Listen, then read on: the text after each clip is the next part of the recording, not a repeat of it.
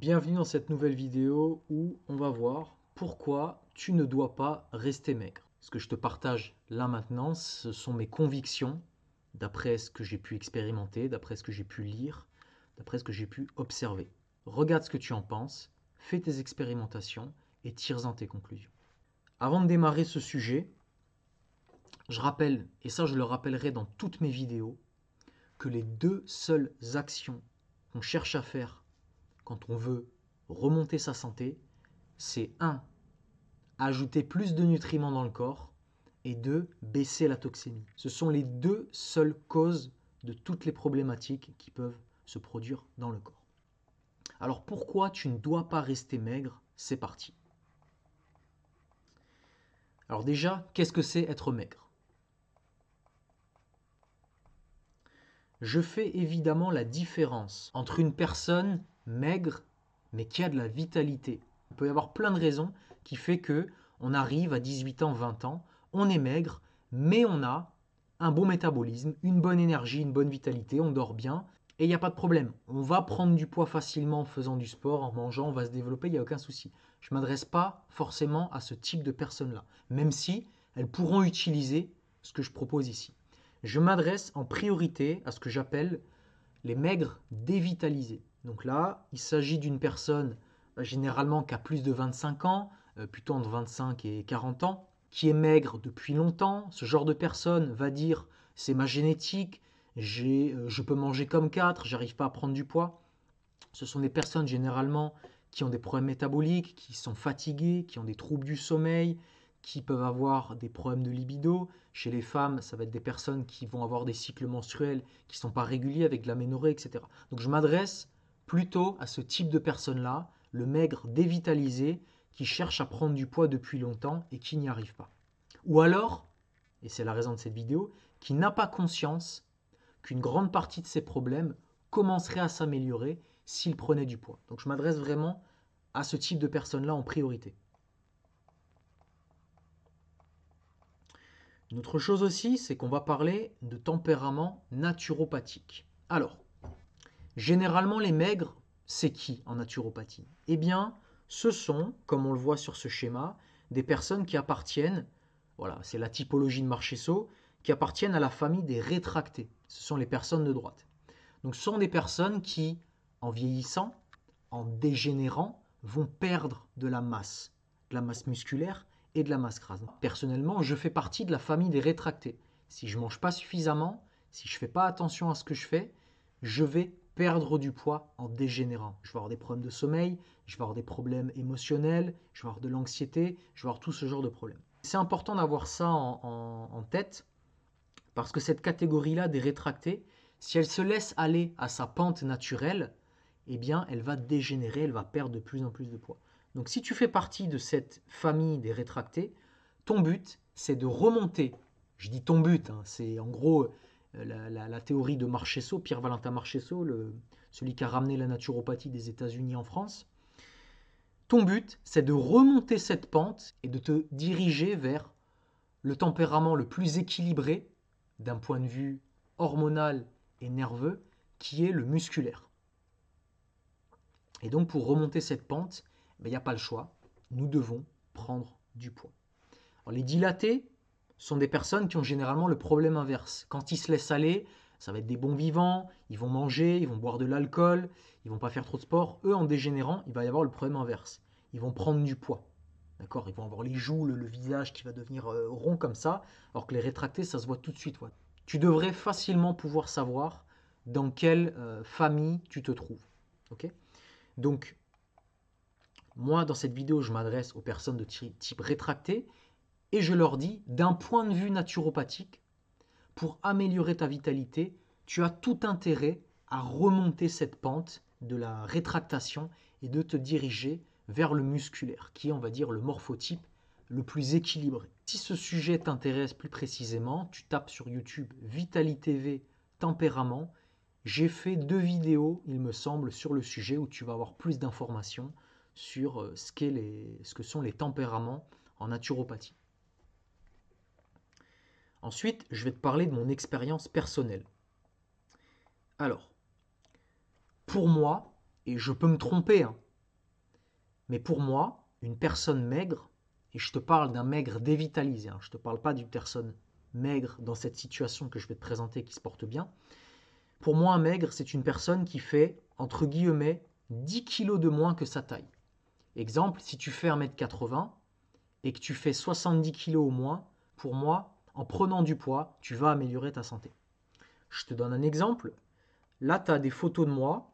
Donc la photo de gauche, j'étais encore pas trop mal. J'étais végétarien à cette époque-là. C'était l'époque de Timbré. C'était une marque de céréales croustillante pour le petit déjeuner qu'on avait construit avec un ami sur Strasbourg. C'était super temps. Vraiment, c'est une période que j'ai adorée. Et donc là, cette période-là, j'étais déjà végétarien. Donc tu vois, j'étais plutôt faim déjà. Et là, je pense, je faisais moins de 70 kilos déjà à l'époque pour 1,75 m. Et la photo de droite, c'est quand j'ai fait du crudivorisme végétal, la fameuse alimentation vivante hein, qu'on retrouve malheureusement beaucoup en naturopathie. Et là, je suis descendu à 62 kilos pour 1,75 m. Donc là, tu vois, le corps décharné, plus un pet de graisse, plus de muscles, le visage émacié, je suis tout blanc. Là, j'étais vraiment pas bien, quoi. J'étais vraiment pas bien. Et donc là, 1,75 m, 62 kg, j'avais 13 kg de moins que ma taille. Donc voilà un petit peu ce à quoi ça peut ressembler. Quel est l'objectif, le premier palier que je me propose en tout cas de suivre, que je me suis proposé de suivre, c'est d'atteindre ma taille en poids. Qu'est-ce que ça veut dire? C'est que si tu fais 1,80 m, essayer d'atteindre les 80 kg. Sur cette photo-là, c'était à peu près 1 an et demi après la photo de gauche que tu as vue, j'étais en crudivorisme végétal. Là, à cette époque-là, je faisais déjà un peu plus que 80 kg. Donc là, je faisais 1,75 m et on va dire, allez, je faisais 82, je crois, 83 kg peut-être. Donc tu vois bien la différence entre les deux photos. Là, je ne suis pas hyper sec, on ne voit pas mes abdos. Par contre, là, j'étais bien. J'étais super bien. J'avais une bonne chaleur corporelle, j'avais une bonne libido, je dormais bien. J'ai de la masse musculaire. Je ne suis pas hyper tracé. Par contre, je me sentais super bien par rapport à cette photo-là. Voilà. Donc on peut se proposer ça comme premier palier. Si tu fais 1,70 m, essayer d'atteindre les 70 kg. Si tu fais 1,75 m, essayer d'atteindre les 75 kg, etc., etc. Donc maintenant, on sait de quoi on parle quand on parle de maigreur. Ensuite, une autre chose sur laquelle il faut qu'on s'attarde, c'est quoi la graisse? Le tissu adipeux, à quoi ça sert? Plusieurs fonctions. Première fonction, c'est une réserve d'énergie. Et si on est métaboliquement sain, on y a facilement accès. Dans le tissu adipeux, on retrouve des triglycérides. Donc c'est une molécule de glycérol à laquelle sont attachés 3 acides gras. Et donc, c'est une source que le corps peut utiliser pour produire de l'énergie à tout instant. Et encore une fois, si on est métaboliquement sain, grosse fonction du tissu adipeux, ça te donne accès à de l'énergie. Deuxième fonction du tissu adipeux, c'est une réserve de vitamines liposolubles. Les vitamines A, D, E et K2 peuvent se stocker dans ton tissu adipeux. C'est la raison pour laquelle, en été, nous stockons la vitamine D dans notre tissu adipeux et nous la relâchons petit à petit en hiver pour combler nos besoins. Troisième fonction du tissu adipeux qui est beaucoup moins connue, c'est qu'elle permet de régénérer le muscle. Dans le tissu adipeux, nous avons des cellules FAP qui s'appellent fibro-adipogéniques précurseurs et ce sont des cellules qui permettent de régénérer le muscle, qui lui permettent de se réparer. Pareil, dans le tissu adipeux, on va retrouver des cellules souches qui ont la même fonction, qui permettent aux muscles de se maintenir plus facilement et de se reconstruire, par exemple après un effort sportif. En fait, on peut le résumer de cette manière en se disant que du muscle, lorsqu'il est accompagné d'un tissu adipeux, il est plus puissant et il se maintient plus facilement. C'est la raison pour laquelle j'ai mis cette petite phrase en haut à droite qui est « Prendre du muscle sans gras, c'est un problème. Lorsqu'on prend du muscle, l'idéal, c'est toujours que ce muscle soit accompagné d'un certain pourcentage de masse grasse. » Quatrième point très important, le tissu adipeux joue un rôle dans notre système hormonal. Il sécrète des hormones, comme la leptine, comme les adiponectines par exemple. Ces hormones vont jouer un rôle dans la fertilité, dans notre sensation de satiété, et également jouer un rôle dans notre sensibilité à l'insuline. Le tissu adipeux, c'est pas juste une réserve d'énergie, il a un vrai rôle dans tout le système hormonal du corps. Autre fonction du tissu adipeux, c'est de produire de la chaleur thermique, et notamment à travers les graisses brunes. Donc une personne qui manque de tissu adipeux peut être une personne qui va avoir de la frilosité. Et enfin, dernière fonction qui est la plus sous-estimée, c'est que le tissu adipeux joue le rôle de protecteur dans le corps, et dans le sens où il va agir comme un stockeur. Il va permettre de stocker les toxines en circulation dans le sang. Et pour moi, c'est la fonction dont on parle le moins, qui est la plus sous-estimée. Pourtant, on a des études qui en parlent aujourd'hui, comme celle-là, le tissu adipeux comme lieu d'accumulation de toxines. Le titre est très parlant. Donc, le gras, le tissu adipeux, nous protège. Et dans un monde moderne comme le nôtre, où nous n'avons jamais été autant soumis à des toxines environnementales, le tissu adipeux joue un rôle encore plus important. Voilà toutes les fonctions du tissu adipeux. On voit bien que ce n'est pas juste une réserve d'énergie. Et donc, la prochaine question qu'on est en mesure de se poser, c'est ok, est-ce que j'ai suffisamment de tissu adipeux sur moi? Parce que si j'en ai pas suffisamment, je ne vais pas avoir suffisamment d'énergie sur moi, je ne vais pas avoir suffisamment de vitamines liposolubles pour moi, donc il va y avoir des problèmes métaboliques, je ne vais pas réussir à conserver facilement ma masse musculaire, puisque le gras est un régénérateur du muscle, je vais avoir un dysfonctionnement au niveau hormonal, je risque la frilosité, et en plus de ça, je risque d'être intoxiqué par toutes les toxines environnementales auxquelles je suis soumise tous les jours. Donc quand on n'a pas suffisamment de tissu adipeux, il y a plein de problèmes qui peuvent apparaître. Maintenant, on va parler d'autre chose qui est le sujet, alors je ne vais pas dire d'être gras, mais d'avoir un peu de gras sur soi. Il y a une chose importante, un sujet important qui est, à mon avis, qu'il faut dépasser la vision faussée d'un corps esthétique. J'ai fait une vidéo YouTube entière sur le sujet. Si elle t'intéresse, tu tapes sur YouTube Vitali TV, corps esthétique ou corps en santé. Tu trouveras facilement la vidéo. À mon avis, le corps en santé tel qu'on se l'imagine dans notre tête, dans l'inconscient collectif, n'est pas exactement le même qu'est en réalité un corps en santé. Pour parler de ce sujet, plusieurs points. Premièrement, observons la nature. Dans la nature, tous les animaux ne cherchent pas à être maigres. Tous les animaux cherchent à prendre du gras. Car prendre du gras est une condition de survie dans la nature. C'est une première chose qu'on peut déjà dire. Maintenant, on pourrait très facilement m'opposer ce que j'appelle l'argument de l'abondance alimentaire, c'est de me dire, oui mais Jérémy, nous vivons dans une époque où nous ne manquons plus de calories, nous pouvons faire des courses tout le jour, matin, midi et soir, personne ne meurt de faim aujourd'hui en France, donc nous n'avons plus à faire de gras pour survivre. Et cet argument, il est vrai. Nous n'avons plus besoin de faire du gras pour survivre, mais rappelle-toi, ce n'est que le point numéro 1 que nous avons vu tout à l'heure. Nous n'avons plus besoin de faire de gras pour avoir des réserves d'énergie sur soi, mais tous les autres points restent valables.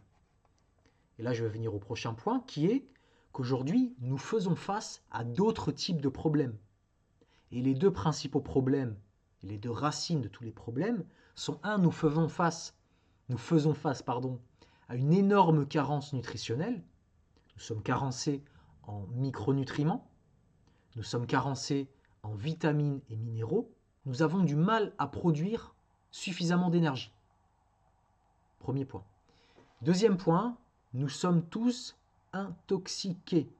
Faites une analyse de cheveux, vous allez voir que vous avez des métaux lourds dans les cheveux. Pourtant, vous allez me dire, mais vous n'avez jamais mangé d'arsenic, vous n'avez jamais mangé de plomb, de mercure. Comment ça se fait que toutes ces choses-là sont à l'intérieur de nous? Mais c'est le résultat même du fait de vivre dans un monde moderne. Donc aujourd'hui, on fait face à d'autres problèmes. D'accord? Comme nous l'avons vu tout à l'heure, le gras 1 nous permet d'avoir plus d'énergie sur nous, nous permet d'avoir plus de micronutriments sur nous en réserve, est important pour notre système hormonal et en plus agit comme un protecteur des toxines autour de nous.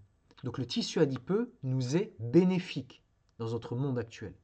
Et là, on pourrait me dire, oui, mais si ce que tu dis est vrai, le tissu adipeux est bénéfique, alors il faut devenir obèse et il faut accumuler le plus de tissu adipeux possible. Non, non, non. Il y a des limites évidemment à cela. Il faut recentrer le sujet. Moi, je m'adresse dans cette vidéo en priorité à des gens qui sont maigres, qui font 10 kilos de moins que leur taille. Et ces personnes-là, je leur dis, je leur pose la question, avez-vous suffisamment de tissu adipeux pour avoir un bon système hormonal, pour protéger votre corps des toxines et pour avoir de l'énergie et des micronutriments? C'est ça la question qu'il faut se poser. J'aimerais venir sur un prochain point, qui est la vision déformée que nous avons d'un corps en bonne santé. Je vais vous donner l'exemple des bodybuilders, qui ont des muscles énormes, qui sont tracés, on voit leurs abdos, c'est magnifique. D'accord?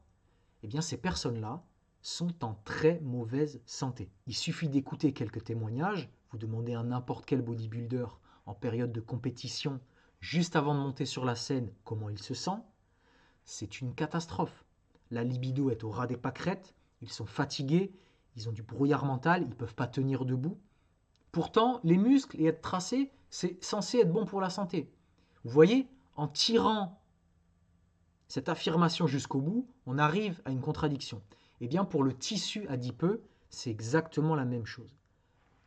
Une personne qui manque de tissu adipeux, ça va être un problème. Une personne qui a trop de tissu adipeux, ça va également être un problème. Moi, dans cette vidéo, je propose de monter son poids au niveau de sa taille, mais on peut tout à fait s'arrêter avant. Moi, c'est ce que je pense, c'est ma vision des choses. On peut extrapoler ça à l'observation. Regardez autour de vous. Qui sont les gens les plus enthousiastes? Qui sont les gens qui ont l'air le plus en santé? Est-ce que c'est des gens qui ont la peau sur les os? Ou est-ce que ce sont des gens qui sont un petit peu plus corpulents? Encore une fois, je peux me tromper, mais c'est mon expérience. Moi, quand je regarde un rugbyman, moi, quand je vais chez mon boucher au marché, ils n'ont pas la peau sur les os. Et ils parlent fort. Et ils ont l'air en forme. Alors, je peux me tromper, encore une fois, mais je sens de la vitalité chez ces personnes. On peut prendre un autre exemple, ce sont les personnes âgées. Regardez un petit peu les reportages sur les centenaires. Regardez la morphologie des personnes qui vieillissent longtemps et qui sont en bonne santé. Allez, on va s'en regarder quelques-unes. Je ne voulais pas le faire, mais on va se regarder quelques petites vidéos. Bon, j'enlève le son. Donc là, on a un papy breton qui a 100 ans. Donc je vous invite vraiment à regarder son visage. Je vous invite à regarder sa morphologie. Il est solide, il a des joues, il a les joues légèrement rosées, il a des bonnes paluches, il fait sa petite séance de sport. J'ai pas l'impression qu'il a la peau sur les os. Il y a de la musculature, il y a de la masse grasse, il y a de la vitalité. Voilà, autre centenaire, encore une fois, vous voyez le visage, il n'a pas la peau sur les os. Encore une fois, je ne suis pas en train de dire qu'il faut être gros pour bien vieillir, pour avoir de la vitalité. Je dis juste que avoir peut-être un peu trop, c'est mieux que pas avoir assez. Donc là, c'est un reportage qui est vachement intéressant de la chaîne Les Artisans de demain. Donc les deux Français sont au nord du Pakistan, en immersion dans un peuple. Et donc, je vais voir si on peut filmer le physique. Voilà. Voilà. Regardez bien le physique de ce papy, 90 ans, super actif. Les belles paluches, d'accord, le visage bien plein, d'accord, vous voyez ça c'est un beau visage de dilaté. On va voir si on a d'autres personnes. Voilà, là on a un autre papy. Vous voyez le visage, on va faire un stop dessus. Vous voyez ce visage comme il est puissant, développé. Vous voyez cette chair, ce mélange de muscles et de tissu adipeux.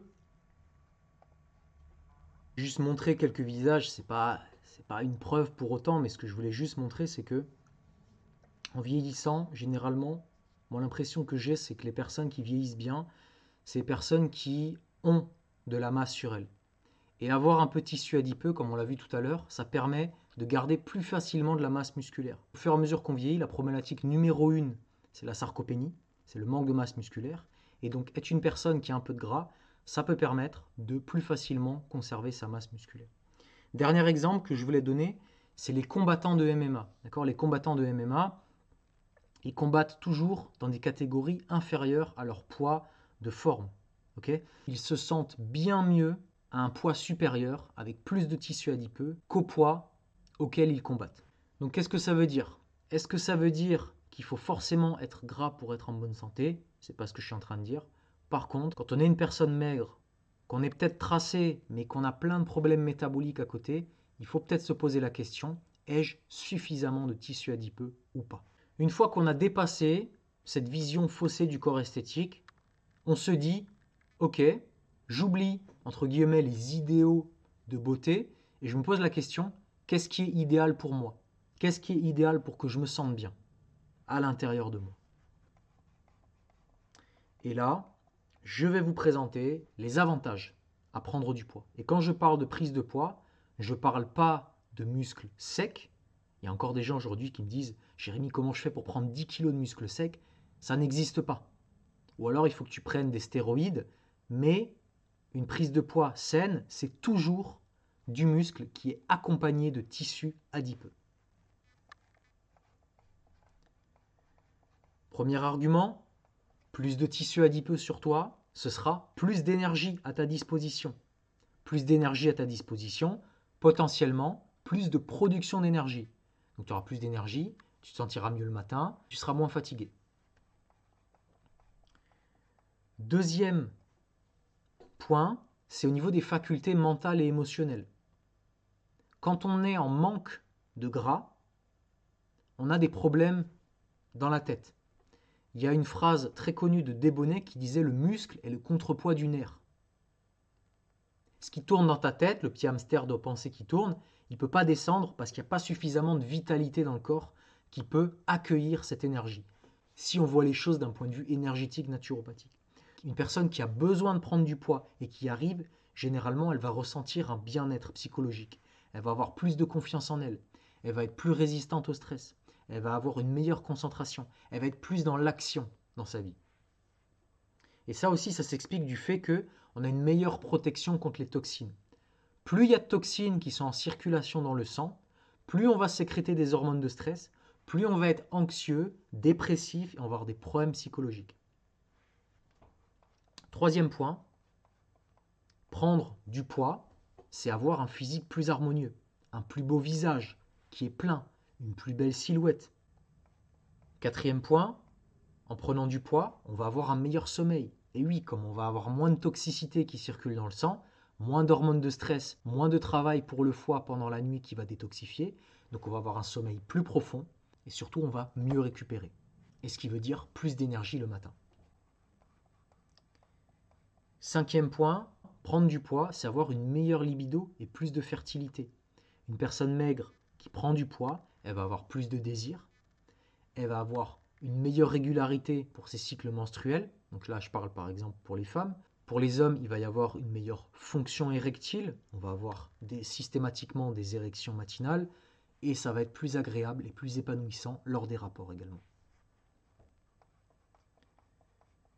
Enfin, je voudrais terminer sur un point qui est quels sont les signes, d'après moi, quels sont les signes qui montrent que tu devrais prendre du poids. Premièrement, tu fais moins de 10 kg que ta taille. Si tu fais 1m75 et que tu fais 65 kg au moins, à mon avis, tu gagnerais à prendre du poids. Tu es fatigué. Tu as le visage émacié. Tu as une libido basse ou pour les femmes, tu as une aménorrhée. Pour les hommes, c'est l'absence d'érection matinale. Tu as de la frilosité. Tu as une tendance à l'anxiété, à la dépression, à la rumination. Et enfin, tu as des troubles du sommeil. Si tu as plusieurs de ces signes-là, je pense vraiment que prendre du poids peut être très utile, pour toutes les raisons qu'on a citées tout à l'heure. Donc tu vois, c'est formidable de prendre du poids. Non mais, blague à part. À partir du moment donné où on a compris les avantages à prendre du poids, moi je te parle d'une prise de poids saine, qui va améliorer le métabolisme. Ok ? À partir du moment où on a pris conscience de ça, et qu'on accepte de se dire, ok, je vais prendre du poids parce que je sais que c'est meilleur pour ma santé, je sais que je vais mieux me sentir, etc., se pose une question importante. Enfin, pas pour moi, mais pour les gens, c'est une prise de poids peut-elle être harmonieuse? C'est souvent une question qu'on me pose, on me dit, Jérémy, j'ai compris que je dois prendre du poids, je suis d'accord avec toi, mais j'ai peur. J'ai peur de prendre des poignées d'amour, j'ai peur qu'on ne voit plus mes abdos, j'ai peur. Là, il faut dire quelque chose de très important. Okay, c'est que la répartition de la masse et je ne parle pas seulement de la masse grasse, mais la masse musculaire, elle est conditionnée par des facteurs génétiques et hormonaux. Pour la génétique, ça va être par exemple l'implantation des muscles. Il y a des gens, pour donner un exemple, qui ont les mollets courts et il y a des gens qui ont les mollets longs. Tu peux les travailler autant que tu veux, il ne va pas se mettre à pousser du muscle en bas de ta cheville. Okay, ça, c'est un facteur génétique. Et c'est aussi conditionné par des facteurs hormonaux. Et ça, j'ai pu le constater personnellement. Il y a une période de ma vie où j'étais pas très bien, métaboliquement, et lorsque je mangeais beaucoup, lorsque je faisais des écarts, des pâtisseries, des gâteaux, etc., je prenais du poids d'une certaine façon. C'est-à-dire que je prenais essentiellement des poignées d'amour. C'était un espèce de physique en poire où j'étais à peu près droit. Si tu me regardais de derrière, en haut, j'étais à peu près droit. Et après, quand tu descendais en bas, tu avais des espèces de petites poires. Et ça, c'était parce que j'étais dans une situation d'hypothyroïdie, de faiblesse surrénalienne, etc., etc. Aujourd'hui, si je m'amuse à prendre 5-6 kilos pour faire le test, la graisse, elle ne va pas du tout se disposer de la même façon. Aujourd'hui, si je fais le test, si j'essaie de prendre 5 kilos là, dans le mois qui vient, et que je prends une photo de moi derrière, je vais rester droit. Parce que la graisse, elle va se disposer de façon harmonieuse. Et ça, malheureusement, je n'ai pas trouvé beaucoup de papiers scientifiques qui en parlent. On a des bouquins en naturopathie qui en parlent. Il me semble que c'est les bouquins du dénommé Hertog. Mais j'ai déjà vu passer pas mal d'images sur le sujet. Je verrai si je peux en introduire en post-prod. C'est surtout quelque chose que j'ai pu expérimenter et voir. Et c'est notamment ce qu'on appelle les skinny fat. Hein, les personnes qui sont maigres, n'arrivent pas à prendre du muscle, mais par contre, dès qu'ils prennent du gras, eh bien c'est disproportionné, c'est au niveau des poignées d'amour, etc. Et c'est vraiment pas harmonieux. Ça veut dire que si tu cherches à prendre du poids et que tu as des déséquilibres hormonaux, eh bien malheureusement au début, et on verra pourquoi je dis au début, tu ne vas peut-être pas prendre du poids de façon harmonieuse. Maintenant, très important, plus un corps il est stressé, plus il est carencé, plus il est toxique, plus tu es en hypothyroïdie, plus tu es en hypogonadisme, plus ton corps va et veut faire des réserves de gras. Ce qui est logique. Il est hyper stressé, pendant des années il n'a pas eu suffisamment d'énergie, pas eu suffisamment de nutriments. Le jour où tu lui en donnes, eh bien, il va faire des réserves de gras. C'est tout à fait logique d'un point de vue de survie, d'accord? Et donc ça, malheureusement, quand on essaye de remonter la pente, bah, des fois, on ne peut pas forcément y échapper. Ce qui veut dire que parfois, nous devons passer par des répartitions de masse grasse pas forcément harmonieuses. Nous devons passer par ces passages obligés avant d'évoluer vers quelque chose de plus harmonieux.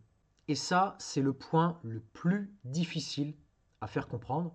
C'est qu'une personne qui est fatiguée, qui est en carence de micronutriments, qui a des troubles du sommeil, qui a beaucoup de toxicité en elle, elle gagnerait à avoir plus de tissu adipeux, plus de masse. Elle gagnerait à avoir plus de protection.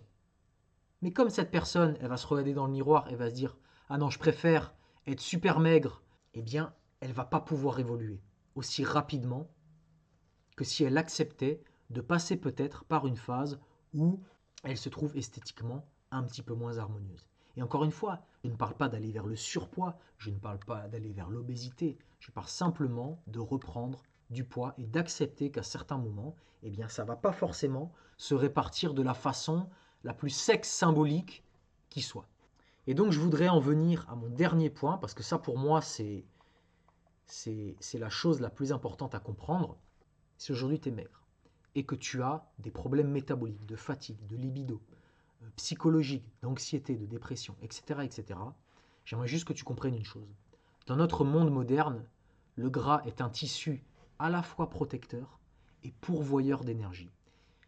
Quand tu construis de la masse musculaire et que tu construis du gras avec, tu apportes plus de nutriments à ton corps, de l'énergie sous forme d'acides gras, des vitamines liposolubles, des muscles, et tu y réduis la quantité de toxémie qui est en circulation dans ton corps, puisque ton tissu adipeux va être capable d'absorber une certaine partie. Et donc, ce que je veux dire, c'est que ce que je veux dire par là, c'est que les tempéraments nerveux, c'est les tempéraments qu'on a vus tout à l'heure, ont tout intérêt à prendre du poids pour développer leur plein potentiel de santé. Pour toutes les raisons qu'on a présentées tout à l'heure. Plus d'énergie, meilleur fonctionnement hormonal, meilleure libido, meilleure thermogénèse, meilleur sommeil, etc., etc. Donc maintenant, Avant de terminer cette vidéo, il faut te poser des questions très simples. Est-ce que tu veux rester maigre et coller à l'image de l'esthétique mainstream typique? Parce qu'il faut quand même qu'on se le dise, dans notre société moderne, c'est beaucoup plus acceptable d'être un peu trop maigre qu'être un peu trop gros. C'est beaucoup plus acceptable. Parce qu'on a mis dans la tête des gens qu'avoir le moindre petit gramme de graisse sur son ventre, dès qu'on ne voit pas les abdos d'une personne, c'est qu'elle est en mauvaise santé. Je dis et je maintiens que les personnes avec un peu plus de gras s'en sortent beaucoup mieux que les personnes à qui il manque un peu de gras.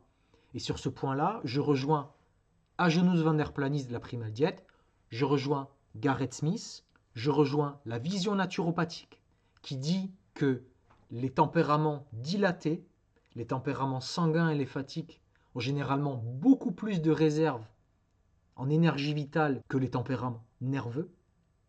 Tout simplement car la matière, le gras, le muscle, la lymphe, la matière pour ainsi dire, c'est de l'énergie vitale.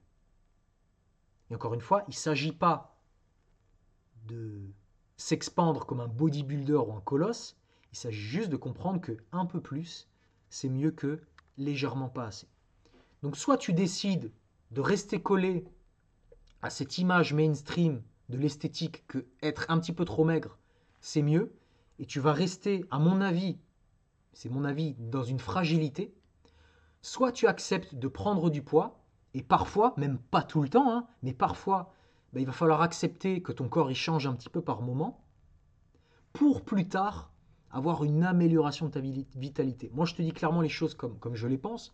Je préfère 50 fois avoir mon physique, avoir 5 ou 7 kilos de trop par rapport à ce qui est socialement acceptable, mais de m'endormir en 5 minutes, de me réveiller le matin en pleine forme, d'avoir une super libido, d'avoir un visage bien rempli, de péter la forme, ça m'intéresse beaucoup plus que de fitter à un espèce d'idéal d'esthétique de corps, mais à côté duquel je n'aurai pas la santé. Moi, personnellement, c'est ce qui m'intéresse. Et encore une fois, il n'y a pas tout le monde qui sera obligé de passer par des changements un petit peu disharmonieux du corps. C'est seulement les personnes qui ont été les plus carencées et les plus stressées. Et si tu es resté jusqu'à cette partie de la vidéo, déjà félicitations. Ça veut dire que c'est un sujet qui t'intéresse et que tu prends le temps de t'informer pour faire les bons choix. Donc si une prise de poids en bonne santé t'intéresse, clique sur le premier lien en description. J'ai une surprise pour toi. En attendant, je te remercie d'avoir suivi la vidéo. N'hésite pas à me dire en commentaire si tu as observé des améliorations ou pas dans ta santé lorsque tu as pris du poids. Et surtout, dis-moi quels sont les sujets de vidéo en rapport avec la prise de poids que tu aimerais que je fasse dans les prochains temps. Je te remercie encore une fois et je te dis à bientôt sur Vitali TV. Allez, ciao!